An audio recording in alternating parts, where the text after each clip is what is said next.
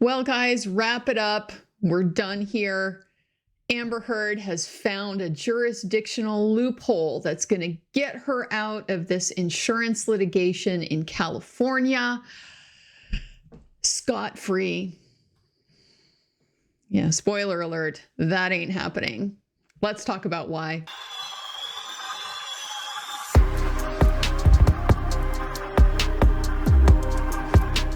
So in case you don't know what I'm talking about, there was a filing on October the 31st in the insurance litigation. And so very quickly, to bring us up to speed with where we're at on those cases, there were previously two separate cases, Travelers Insurance versus New York Marine and New York Marine versus Amber Heard, both filed in the Central District of California in the U.S. Federal District Court. Those cases were recently consolidated for purposes of pretrial discovery and investigation motions, things like that. And so in this newly consolidated case on October the 31st, the parties filed a joint status report. And this is basically to identify for the court what kinds of issues may be out there that should affect the case scheduling. So what we learned from this status report is that Amber Heard is taking the position that there should be no scheduling order at this point because the court may not even have jurisdiction over her. And the reason why is because the basis for this action to be in federal court in the first place is the diversity jurisdiction statute. And Amber Heard is arguing she's no longer a resident of the United States. Therefore, there's no diversity jurisdiction. So let's go ahead and kind of take a look at what some of this means. We're going to start by looking at the diversity jurisdiction statute itself. So some legal background that we need to understand what this argument is all about is the jurisdiction of the federal courts, because typically federal courts are not really courts of general jurisdiction for any and all disputes that may come up in that geographic area. Federal courts are limited to specific issues involving federal law, and in this particular case, to certain configurations of parties. Normally, this case involves state law. It's an insurance question. Policy is defined by state law. So there's no federal question that's at issue. And so normally the default is going to be this should be heard in state court. This isn't a federal court issue. But this diversity jurisdiction statute, it's in 28 U.S. Code section 1332, provides an avenue to get the dispute into federal court. And so what that statute provides is that if there is an amount in controversy that exceeds $75,000, regardless of what the legal basis is for that complaint, whether it's state law, federal law, whatever, that can be heard in federal court if the parties are either citizens of different states in the United States or they're citizens of basically different countries, a U.S. citizen and a foreign citizen. So this is the provision that Amber Heard is relying on, or at least suggesting she is going to be relying on to challenge New York Marine's ability to sue her in federal court. Now, Amber doesn't give any specifics in this status report about, of course, when she no longer was a resident of California, where she's a resident of now, what she's basing that on. None of those details are out there. All we know is that there's just been a slew of media talking about how she sold her home in Yucca Valley, and she's been traveling extensively since the verdict. She's been seen in Israel, in Spain, in the UK, and apparently has been spending most of her time abroad. So I guess we can assume this is what she's relying on as her basis to establish that there's a defect in the personal jurisdiction. But she's got some pretty severe problems with her argument And so that's what we're going to go ahead and take a look at next. So as is often the case with Amber Heard, all you need to do to spot the defects in her legal reasoning is to look at the law that she relies on, claiming that it supports her. And quite often you will find that indeed it does not. And so in this particular situation, she's relying on this Ninth Circuit decision, Louisiana Municipal Employees versus Wynn, and essentially arguing it's analogous to her situation because it involved a United States citizen who was no longer domiciled in any particular state. That person became stateless. And so in that particular Ninth Circuit case, that destroyed diversity jurisdiction. There are a number of problems with this analogy, so we're going to go ahead and break those down. So first off, Amber Heard has a problem with the factual analogousness of this particular decision to her case. And the reason why is because a critical fact here is that the defendant, the one who destroyed diversity jurisdiction, was still a United States citizen, but had not resided in the United States for a number of years and had become a permanent resident of Macau. This is kind of important because it can be rather difficult to establish permanent residency in a foreign country, in a place where you don't have citizenship. It's, not something you can just pack your bag and show up and decide that you're not leaving. You have to go through some type of process to obtain legal status, just as when people come to the United States with the intent to reside here permanently. If you don't have that, then you are there on a temporary basis. There's typically a time limit for how long you can stay before you're gonna need to leave. Potentially, may not be able to re-enter again for some time. So in her Ninth Circuit case, we have a situation where there is pretty compelling evidence of a domicile established outside of the United States. We don't have anything remotely like that for Amber Heard. She hasn't given us any specifics in her status report about why she says she's no longer residing in the US or where she is residing now. All we know is that she's been, photographed by the paparazzi in various places overseas, in Israel, in Spain, in the United Kingdom. But traveling abroad is a very far cry from evidence that you are actually living somewhere other than your permanent domicile. So factually, she's got a pretty big defect here with her claim that this particular lawsuit is helpful in her situation. But there is also a legal problem with this analogy she's trying to draw to this case, and that has to do with the basis for establishing jurisdiction that's at issue.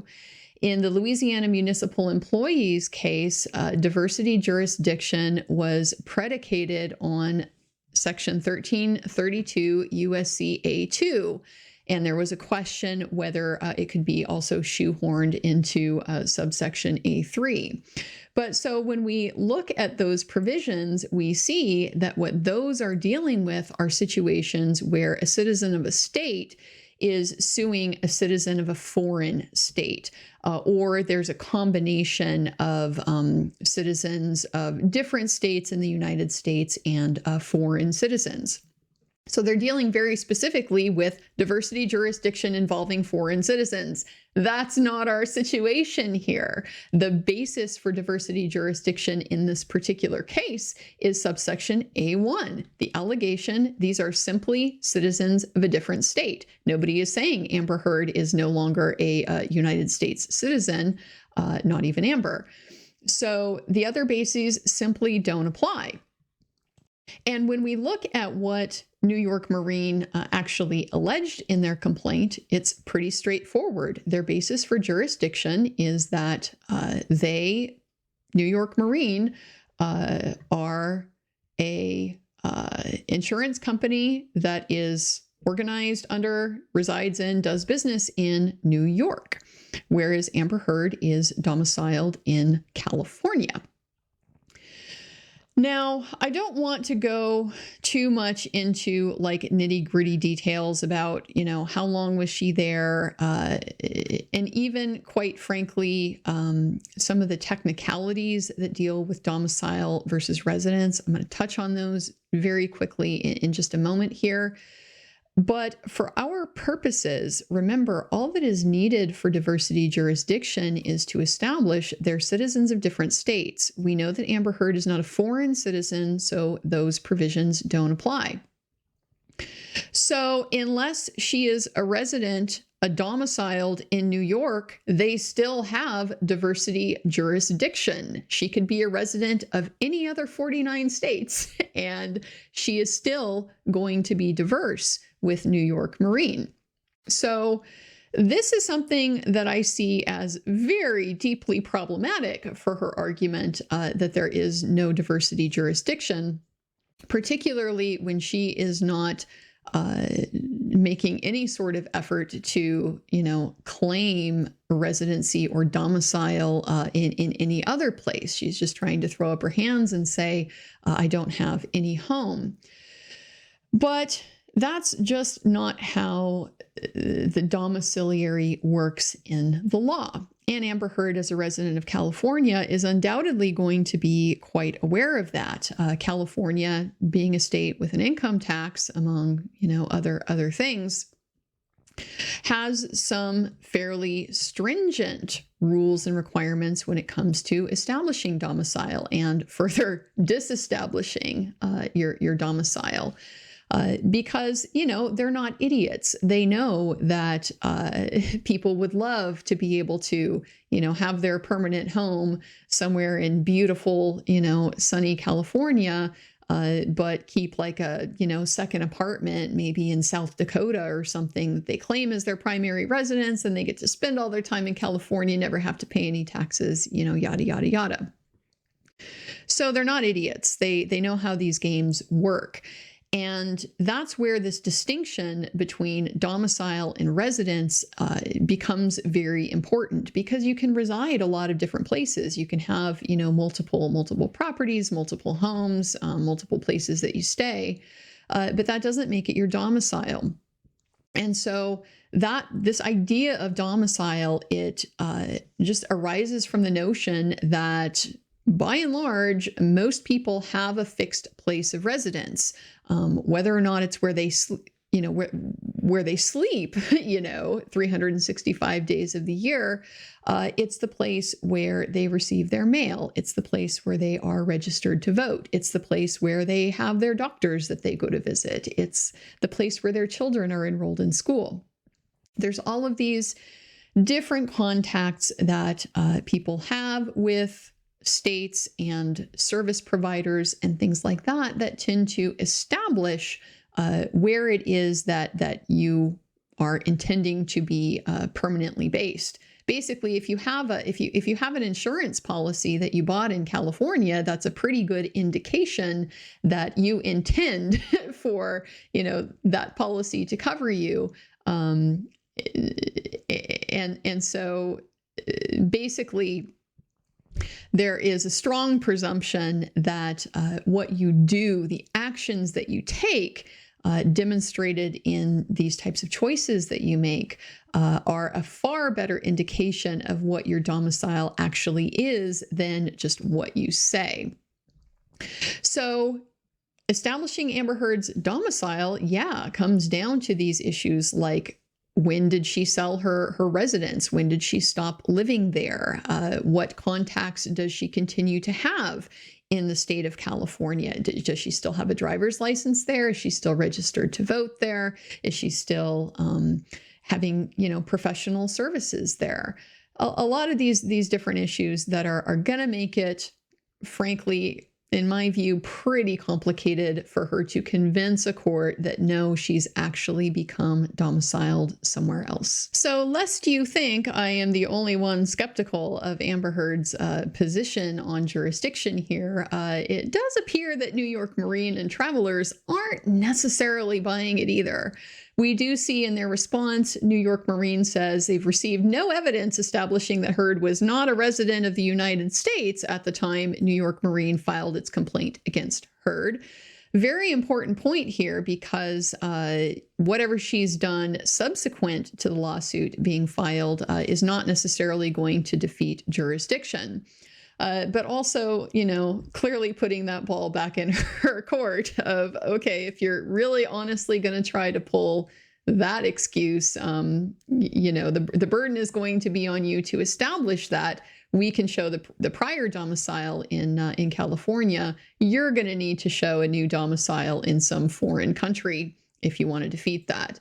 Travelers simply says, we don't have adequate information to take a position. So perhaps not as firmly skeptical as New York Marine is, but at the same time, this same theme of what the hell is this argument going to be based on? For these reasons, I am highly skeptical that this is going to pose any kind of problem at all for the ability of this lawsuit to proceed.